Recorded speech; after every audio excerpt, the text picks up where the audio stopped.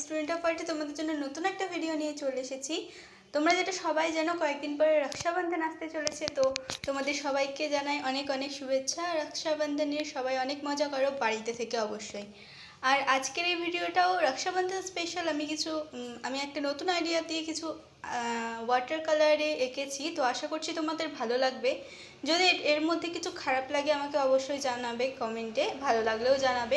একটা লাইক করতে ভুলবেন না যারা নতুন আছো এখানে এই চ্যানেলে, যারা নতুন দেখছো তারা অবশ্যই সাবস্ক্রাইব করে দেবে। তো লাস্ট পর্যন্ত ভিডিওটা দেখতে থাকো, চলো স্টার্ট।